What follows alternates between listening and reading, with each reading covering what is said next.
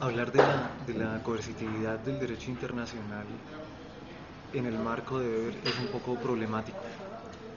En primer lugar, porque el contexto en el cual Weber escribe es un contexto en el que el Estado-nación europeo está aún consolidándose, en especial el Estado alemán, eh, que es la cuna de Weber, es aún un proceso incipiente.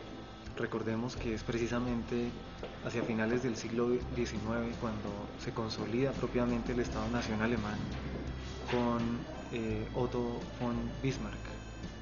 Esta circunstancia hace que sea muy difícil eh, plantear en términos nacionales y mucho más difícil aún en términos internacionales ese marco. Por otra parte, si miramos las organizaciones internacionales que hay en la época de Weber, pues son muy pocas y son muy endebles aún. Está la Sociedad de las Naciones, que aparece, digamos, en la parte tardía de la vida de Max Weber, pero que aún no tiene ninguna coercitividad. Si bien es cierto que esta organización después se va a convertir en la ONU y va a tener las estructuras militares, políticas, administrativas que tiene hoy en día, pues en la época no era tal. Por esa razón es muy difícil plantear en esos términos la coercitividad. Por otra parte, hunde sus análisis en la historia. Digamos, el aspecto histórico es fundamental, bueno, la combinación del aspecto histórico y el analítico. Por ese motivo yo me imagino que es muy difícil encontrar en su obra alusiones a lo que podría pasar con las organizaciones internacionales. Mm, por otra parte, existe una cercanía de ver con algunos planteamientos de Kant, y Kant sí habló, digamos, de pues, la paz perpetua y todo este asunto, como de una organización que fuera más allá de la nación, ¿sí? Pero en esa parte, digamos, el tema se quedaría simplemente en pues en una reflexión filosófica que no es tampoco de las más metódicas que tiene Kant. Y en esa medida no sé si se puede rastrear en ver algún seguimiento a eso. Sin embargo, pues como lo reitero, lo fundamental de sus análisis es la investigación histórica, y por lo tanto, pues en la época no se encuentran casos en los cuales pueda pensarse en un derecho internacional coercitivo tal como lo conocemos hoy. Hay otro ángulo desde donde se podría leer el asunto, y es desde la conformación en el mundo contemporáneo, en nuestro mundo contemporáneo, de poderes supranacionales que construyen organizaciones y que desarrollan eh, aspectos de los sistemas de dominación de pronto que Max Weber eh, configuró, ¿no? Entonces, por ejemplo, podemos observar cómo desde la OTAN o desde las Naciones Unidas hay una estructura de derecho y una estructura militar que bien podría asimilarse a los elementos que él propone para el sistema de dominación racional burocrático, la relación medio-fines y demás.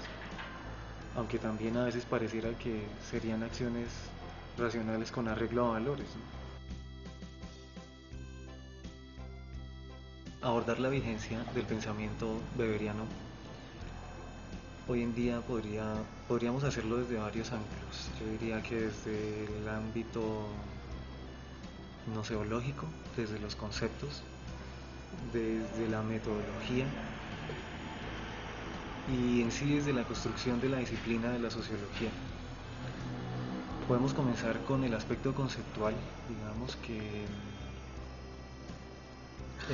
él propuso, sobre todo en economía y sociedad, propone una especie de catálogo conceptual,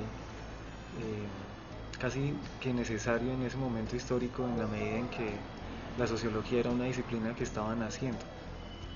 Recordemos que pues es ya entrado el siglo XX en la Universidad de Burdeos donde se establece el primer programa, y es decir, era todavía una ciencia en formación. En consecuencia, pues Max Weber le atribuye, digamos, diferentes conceptos que propone para, para lo que será esa disciplina.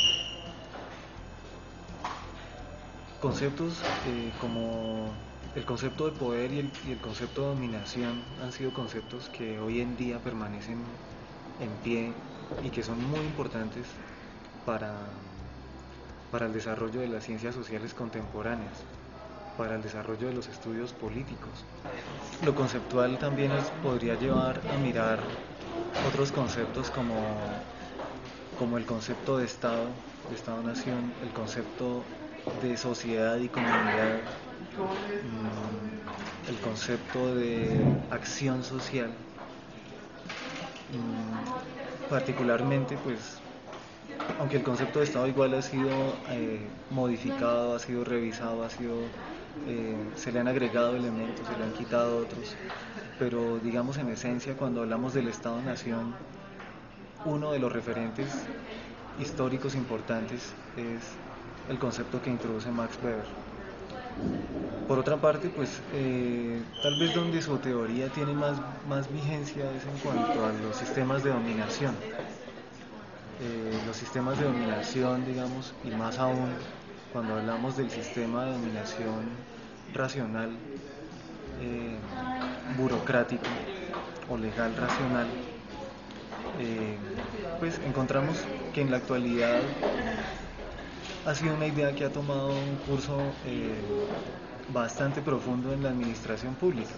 Basta conocer cómo funciona en nuestro país o en cualquier estado moderno el servicio civil o la estructura de cargos burocráticos, la estructura de cargos en carrera, y todo esto encaminado a presentar una manera de gobernar la sociedad de acuerdo con un presupuesto de racionalidad, es decir, de buscar los mejores medios disponibles para lograr un fin determinado. Bueno, eso por otra parte. En el aspecto, digamos, metodológico, la vigencia de Weber podemos observarla en elementos como la estructuración de tipos ideales, por ejemplo, que son categorías históricas, pero también son categorías analíticas que hoy en día son fundamentales en cualquier estudio histórico.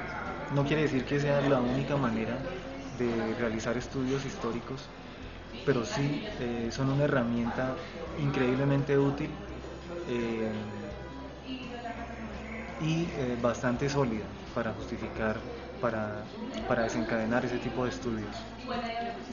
En lo metodológico también se puede hacer el seguimiento, digamos, admirable de, de su fundamentación a partir de comparaciones históricas y geográficas acerca de las diferentes instituciones de las que él nos habla, desde los sistemas de dominación hasta la sociología del derecho, la sociología de la música, temas que también son abordados en el texto de Economía y Sociedad.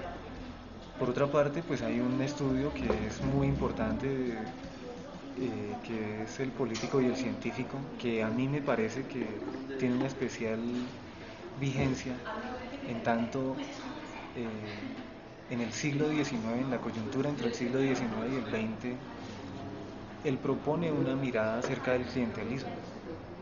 Es decir, él va a hacer una caracterización del oficio del político y lo compara con el científico, pero lo que él realiza es una mirada muy aguda desde los presupuestos de la relación electoral desde las instituciones, y también hace un paralelo con toda esa dinámica no institucional que está alrededor de la política electoral. Entonces, de ese modo, él, por ejemplo, caracteriza cómo hay personajes en la sombra que determinan quiénes son los candidatos de los partidos y demás. Es un estudio sobre el clientelismo, digamos, en esos términos, y creo que desde el derecho, por ejemplo, ha habido una limitación enorme, una especie de miopía disciplinaria en la medida en que se han hecho estudios de ese tipo de eventos, pero desconociendo que esa dinámica clientelista existe, ¿sí? Existe y que además tiene una regulación que desde luego no es estatal, pero que está dada por unas dinámicas sociales que tienen continuidad. Entonces, en la actualidad, pues en los últimos 10 años, tal vez, se puede observar cómo ha aumentado este tipo de estudios, ¿no? Digamos, es imposible que el derecho se cierre los ojos frente a una realidad como esta, pero digamos que la obra de Max Weber ha introducido de algún modo también la disciplina a esa circunstancia. Igual frente a la vigencia hay muchos otros elementos, el pensamiento de Weber de alguna manera influye también la constitución de Weimar, la constitución de Weimar, que en el constitucionalismo marca un hito, y por ahí también podríamos hablar de la vigencia de su pensamiento. Por otra parte, Max Weber, antes de ser sociólogo, que esa disciplina no existía en ese momento, pues fue abogado. En el campo penal, a mi modo de ver, es muy importante el concepto de acción social y su desarrollo como acción penal también. Es decir, si miramos la conceptualización de acción penal que se va a dar en el finalismo, hacia los años 40, 50, 60, vemos elementos del concepto de acción social, en donde es fundamental el sentido subjetivo de la acción. Por otra parte, esa vigencia en cuanto a la acción también la encontramos en el pensamiento estructural funcionalista, que dio pie a la teoría de sistemas, primero con Talcott Parsons y posteriormente con personajes como Luhmann. Entonces, pues la vigencia del pensamiento de Max Weber es digamos, evidente en las ciencias sociales, en el derecho, en la economía y en la sociología de la música incluso.